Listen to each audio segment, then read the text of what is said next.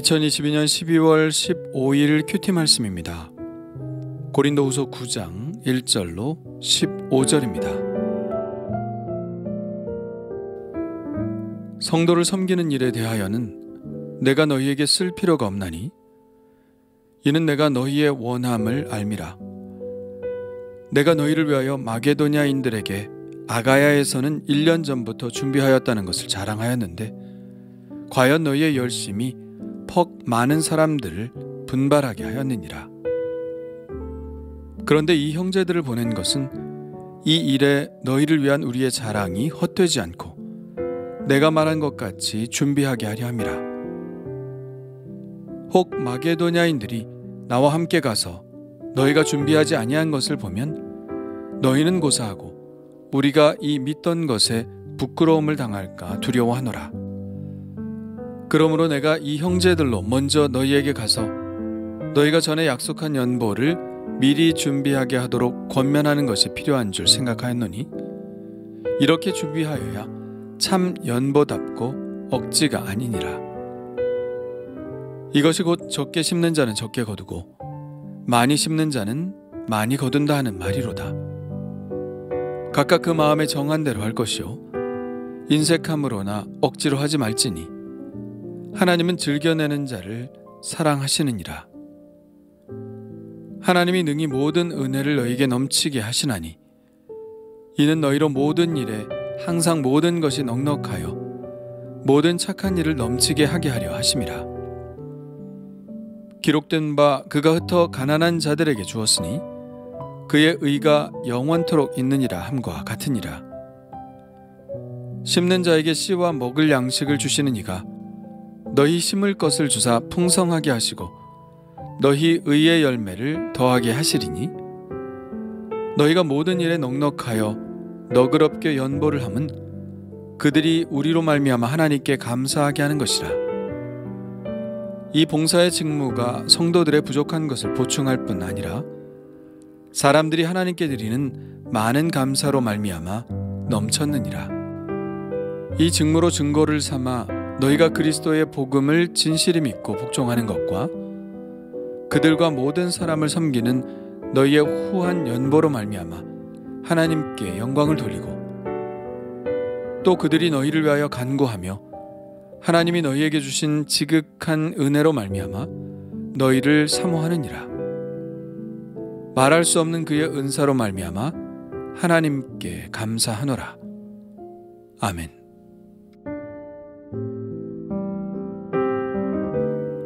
(1절에서) 성도를 섬기는 일이란 지금까지 이야기해온 바와 같이 예루살렘의 가난한 자들을 위한 모금을 이야기합니다.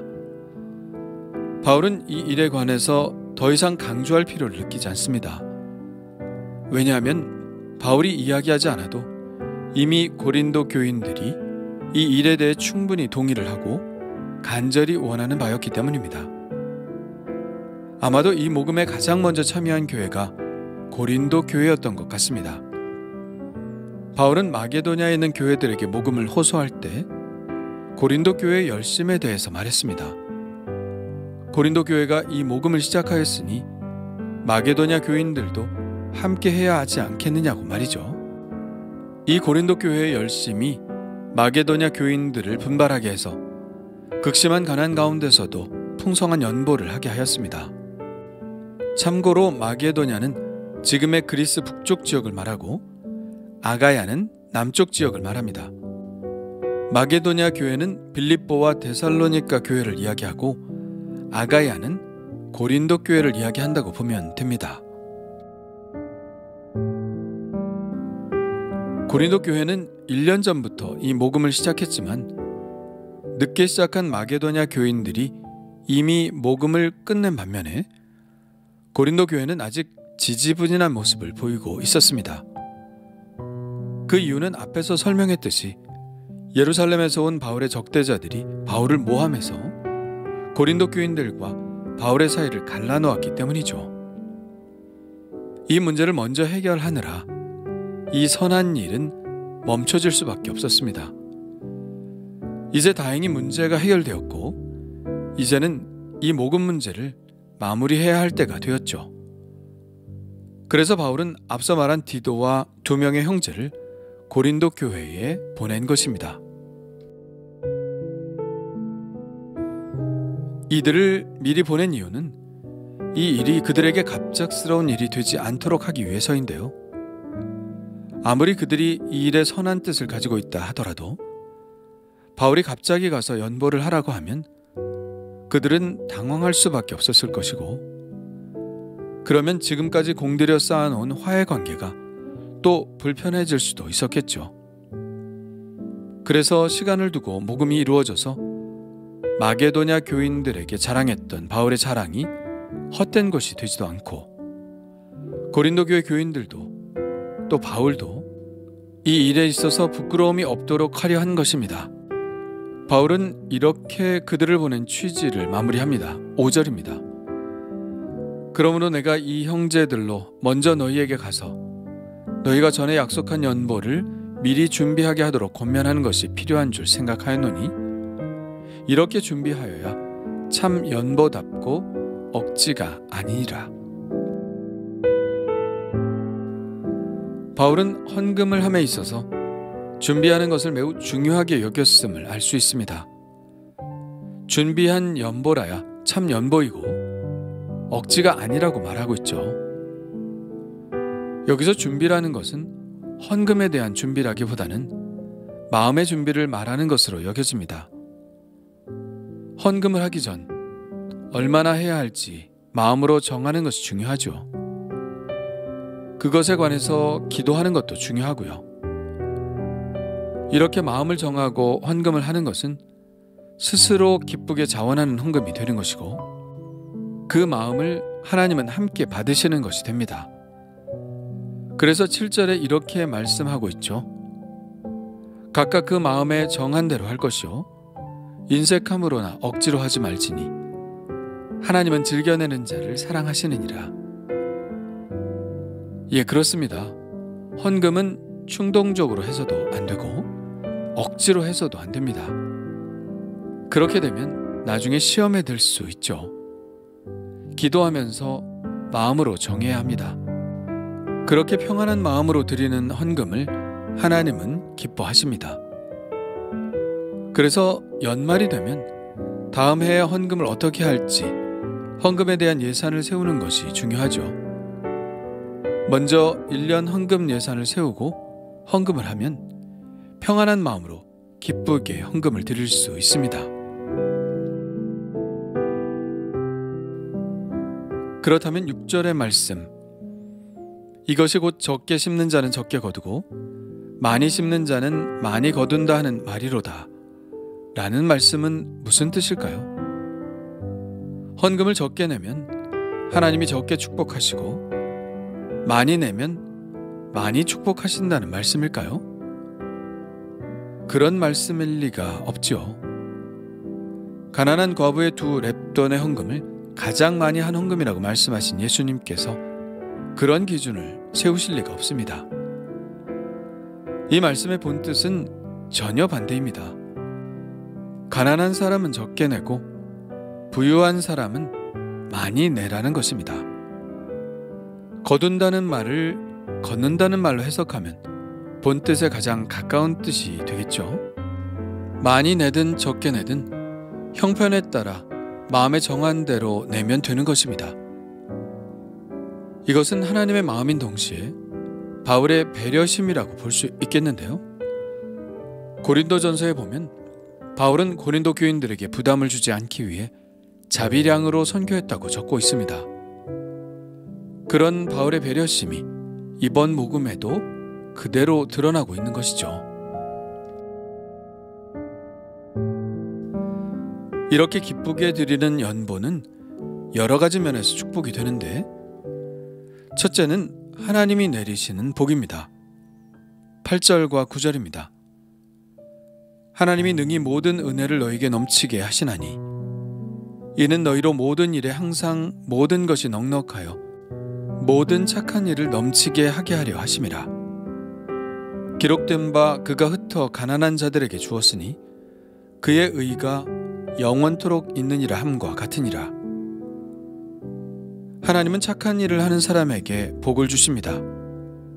그래야 그 사람이 더 풍성해져서 더욱 착한 일을 할 수 있을 것이기 때문이죠. 둘째는 받는 이가 드리는 감사입니다. 구제금을 받는 이들은 그것을 받고 가만히 있지 않겠죠. 자비를 베푼 사람들에게도 감사하겠지만 그들은 궁극적으로 하나님께 감사하며 영광을 돌립니다. 우리의 선한 일로 말미암아 하나님께서 영광을 받으시는 것이죠. 11절의 말씀이 그것입니다. 너희가 모든 일에 넉넉하여 너그럽게 연보를 함은 그들이 우리로 말미암아 하나님께 감사하게 하는 것이라. 셋째는 믿음의 증명입니다. 믿음은 어떻게 증명될까요? 바로 사랑으로 증명됩니다. 하나님을 믿는 사람은 하나님의 성품을 따라 사랑의 삶을 삽니다. 하나님을 믿는 사람은 사랑을 위해 모험을 하는 사람입니다. 하나님이 갚아주실 줄 믿기 때문이죠. 그래서 믿음은 사랑으로 증명되도록 되어 있죠. 갈라디아서에서 바울은 사랑으로 역사하는 믿음이라는 말을 썼습니다. 믿음은 사랑이 없으면 증명되기 어렵다는 것이죠. 믿음이 불이라면 사랑은 장작과도 같습니다. 장작이 없으면 불이 붙을 수 없는 것 같이 믿음은 사랑으로만 역사하게 되는 것이죠. 바울은 13절에서 이 직무를 증거로 고린도 교회 교인들이 그리스도의 복음을 진실히 믿고 복종하는 것을 안다고 말하고 있습니다. 사랑으로 그들의 믿음이 증명되는 것이죠. 넷째는 성도 간의 사랑입니다. 성도들이 성도들을 돕는 일은 그들의 관계를 더욱 돈독하게 합니다. 감사하게 하고 그들을 위해 중보의 기도를 하게 하고 그리고 사랑하게 합니다. 성도 간의 교제가 강화되는 것은 함께 울고 함께 웃는 것과 같이 마음을 나누는 것을 통해 강화됩니다. 어려움을 나누고 어려움을 돕는 과정을 통해서 강화됩니다. 예루살렘 교회의 성도들은 이 일로 인해 더욱 고린도 교회 성도들을 사모하게 될 것입니다. 14절이 그 말씀이죠. 또 그들이 너희를 위하여 간구하며 하나님이 너희에게 주신 지극한 은혜로 말미암아 너희를 사모하느니라. 이런 많은 축복이 있죠. 나누는 사람에게 하나님의 복이 임하고 받는 이들이 하나님께 감사와 영광을 돌리고 믿음이 증명되고 성도들의 사랑이 강화됩니다. 어떤가요? 놀라운 복이 있지 않나요? 만일 하나님이 주시는 마음이 있다면 우리도 그렇게 해야 합니다. 기도하며 준비하고 기쁘게 드릴 수 있어야 합니다. 그럴 때 하나님은 우리가 드린 것보다 30배, 60배, 100배의 은혜로 채우실 것입니다. 이런 유익을 누리고 싶지 않나요?